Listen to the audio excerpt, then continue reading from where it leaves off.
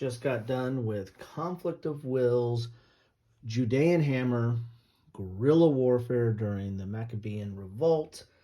Um, I didn't do a series of after action because there's not really a set timeline. It doesn't go by year or period. It basically is just a follow the sequence of play, rinse and repeat. So you're basically going to do 4 cards, draw 4 cards each turn, play those cards.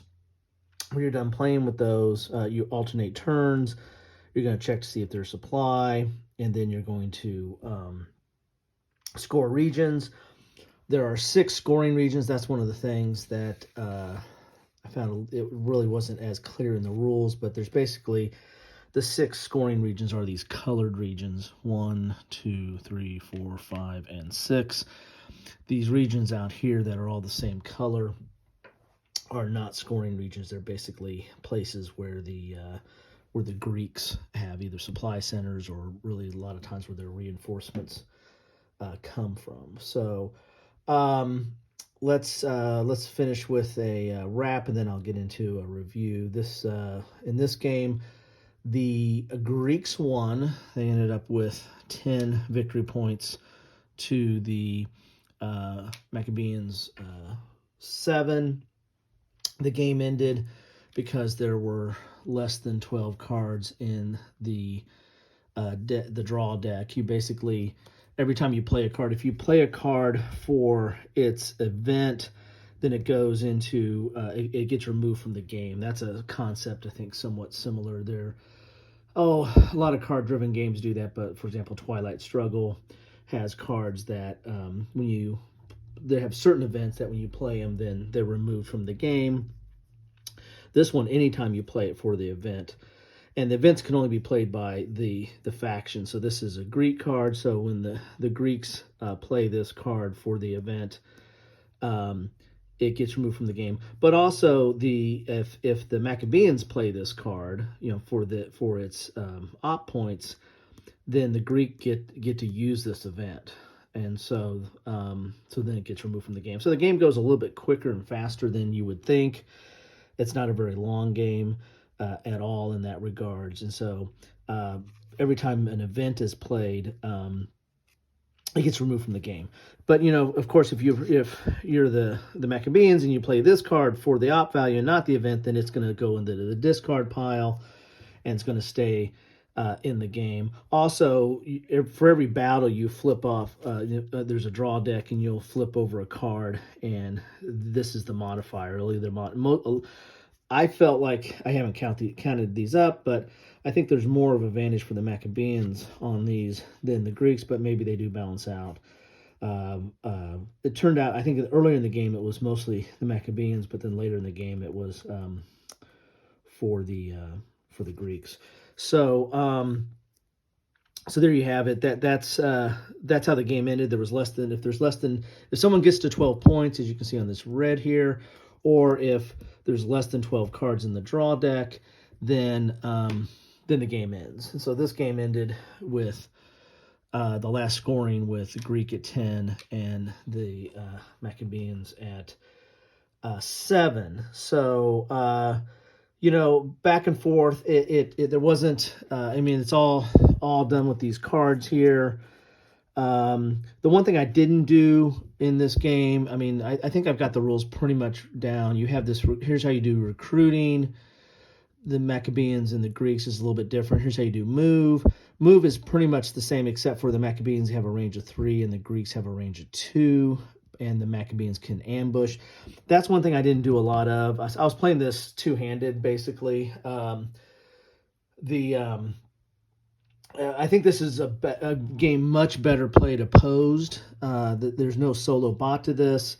And with the card play and kind of hidden information, it's really kind of hard to play solo with this because, you do have perfect information there if you're playing it solo.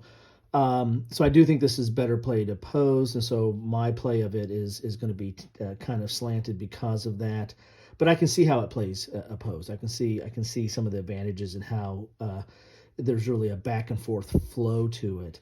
But I played it two-handed, basically solo, and I didn't do a lot of ambushing. There's some rules on that.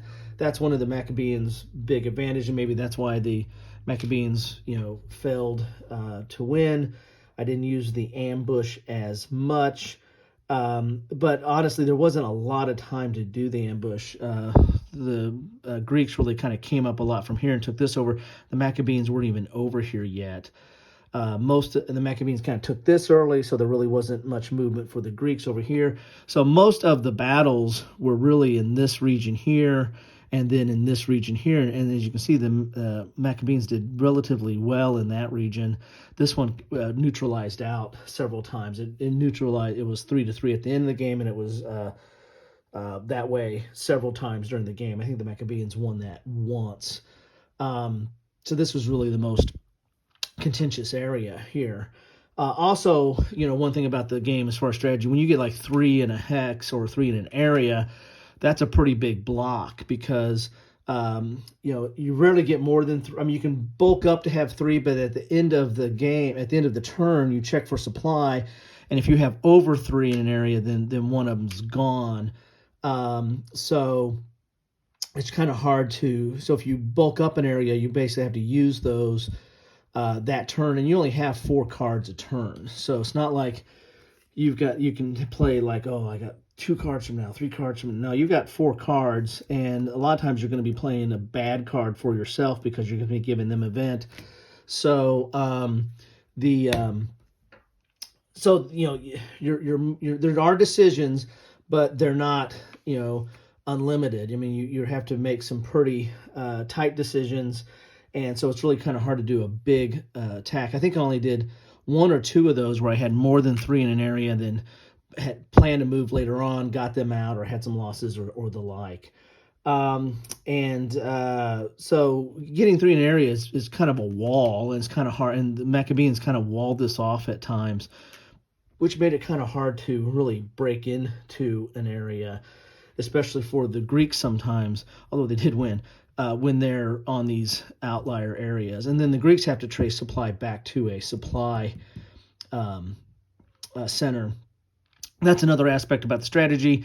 There was a time where if I was focusing on the Maccabees instead of focusing on both sides, I probably could have blocked off some of these wilderness areas. These are areas that don't have any cities at all, and I could have maybe cut off the for example, if there was a force here, this guy here would be cut off because he can't trace back to a supply center, and so they're going to lose units there because of that. And again, since when you're playing something two-handed, it's kind of hard to focus exclusively on one side or the other. And this is not that complicated a game, so that's on me for not doing that. But I just kind of wanted to get through this and get a feel for the game and get a feel for the rules. So that's how it ended up strategy-wise. Historically, I don't know how. This is really not a sim of that conflict. It's more of just a feel of the conflict. It plays well. As I said, I think I think I would enjoyed this a lot more playing it opposed, and I'll try to get my son sometime, or even my youngest. She likes playing these kind of games. I might get her to get out there and help her, have her play this. This feels more, it's really on the edge of considering a war game. I mean, there's conflict, there are units, you're doing historical conflict. So, I mean, I'm not going to get into what's the definition of a war game, but at a very, very high level, it is a historical conflict that this is simulating. However, to me, it feels a lot more like a cube pusher because, you have cubes. But, I mean, it just feels a little bit more like a cube pusher, especially when you add in the card-driven aspect of how you get cubes on the board, how you move cubes, is really basically the two things you're doing with this. But, I'll give it that it's a very, very high-level abstract sim of this conflict in that regard. So let's go a little bit of an overview here. The rules are fine. They're not super long. They're fully color, fully illustrated. they're fine.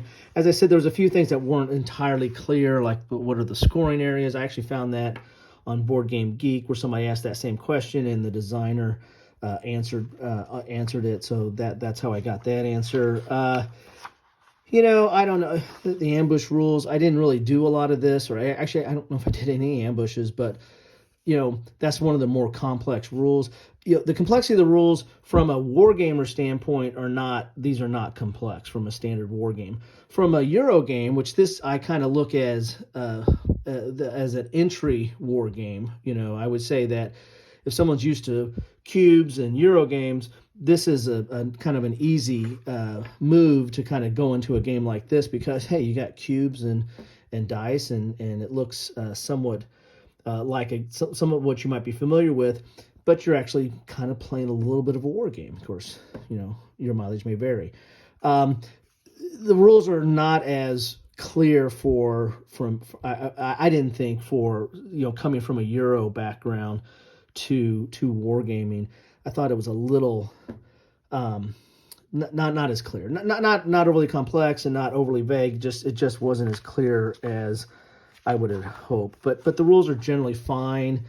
And again, the game's not that complex of a game. The cards are fine. I mean, this is done by I imagine this looks like it's the standard Blue Panther type production with a paper map and the cards. The cards are fine. It's your standard Blue Panther type production. Cubes are wood. Okay, the cubes are fine. Dice are fine. Purple and green are good. The board is laid out well with the with the having the recruit and the move and the sequence and play. That's all you really need for this game, right? Maybe and when you have actually the explanation of ambush and have the explanation of battle up there. So you've got really everything you would need on the board. Supply centers are important for the Greeks, and you've got those clearly marked on there. The scoring areas are colored. Again, a little bit of clarification with that would have been fine, but that's a minor thing. I mean, once you know that it's the colored areas, you're fine. I mean, this is not a color, right? Okay, it's for the purposes of this game, this is not a color. Okay. Anyway, so overall presentation, components are fine. I mean, this is a fine game for that. Gameplay, as I said, I didn't play it opposed, but I think I feel how this plays opposed. I've played a lot of games with op points and card-driven games. This is fine. This is a quick one, though. This does not take a lot of time to get into. I mean, set up and play. You can do this in really. I mean, if you know what you're doing, you can do this under an hour. I mean, this really doesn't take that long, because you get to the fact that all the events get played a lot, because either you're playing them or the opponent gets to play them when you play one of their cards. Those get thrown out of the game pretty quick. So you're in the case, unless I'm playing the game wrong, but those get thrown out of the game pretty quick, and you're pretty much down to less than 12 after probably 4 turns. I mean, you're getting there pretty quick. So it's not that long a game. It definitely doesn't outstay its welcome. Does it give you a feel of the conflict? Yeah, I mean, you've got purple cubes fighting green cubes. The Greeks versus the Maccabeans. Yeah, I think you get. I mean, you get a little bit aspect of the asymmetrical nature of the Maccabeans with they have a little different movement, the way they recruit's different, and they have the ambush ability. Somebody who's playing that to their ability, you're probably going to get a little bit of a better feel of the guerrilla war and how they're doing things differently versus the Greeks, which are, I guess, more conventional in how they're doing things.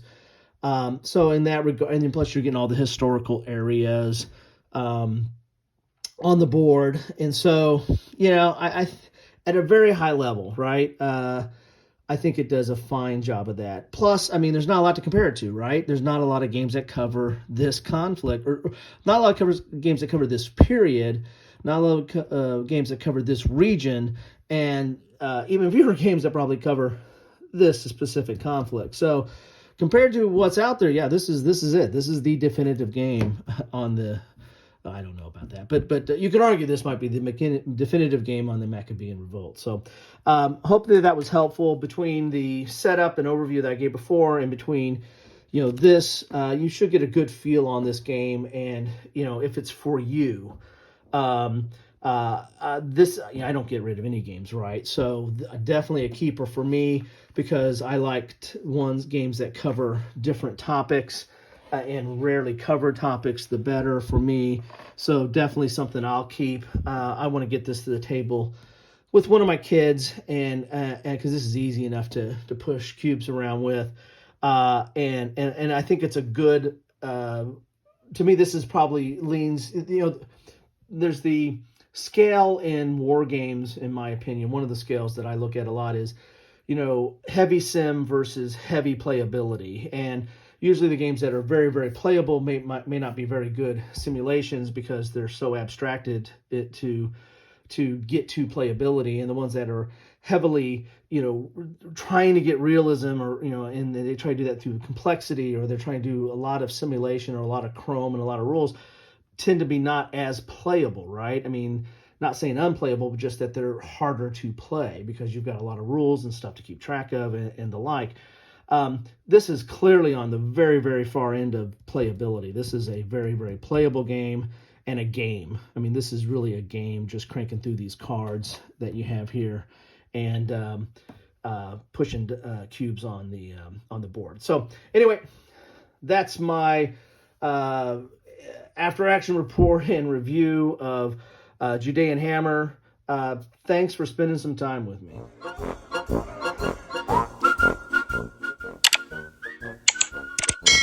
Thanks for watching.